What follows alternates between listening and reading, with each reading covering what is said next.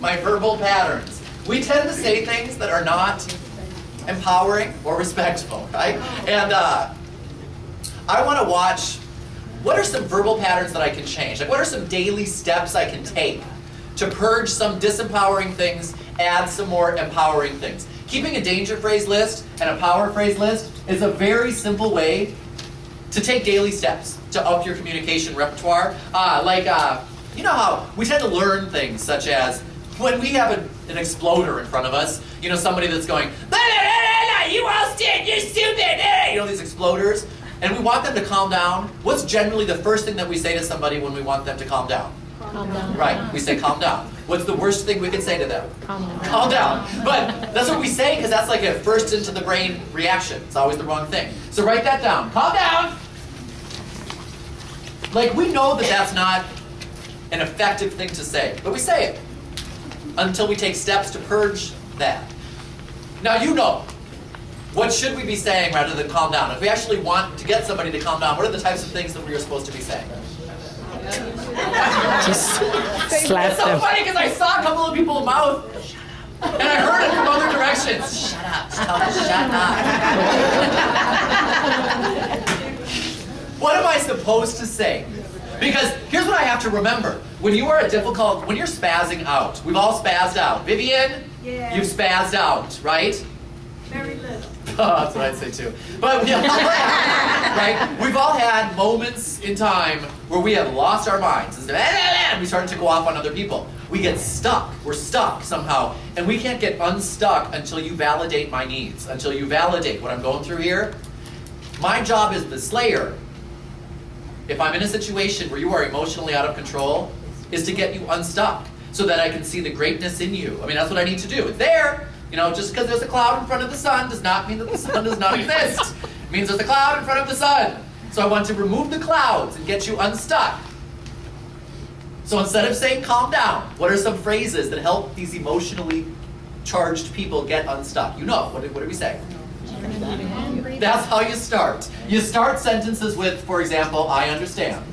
Now, what if I were to say, oh, I understand how you feel? Is that a good phrase? No. No! That's a danger phrase! If I say, I understand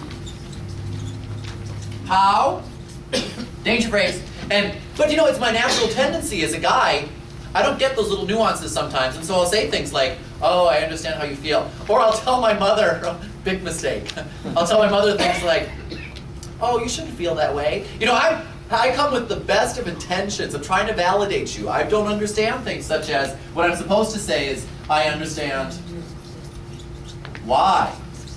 Like, if I just simply change the phrase from, I understand how you feel, to, I understand why you'd be upset by that, or I can understand why that would be so frustrating. Totally different message, and it tends to help get there, you know, get unstuck. There are very few magic phrases, I think, that, you know, are one-stop, you know, magic bullets. But there are some, you know, that tend to get me better results than others. And we're going to talk about those as we go on. But there are many different reasons why I keep a danger phrase list and a power phrase list.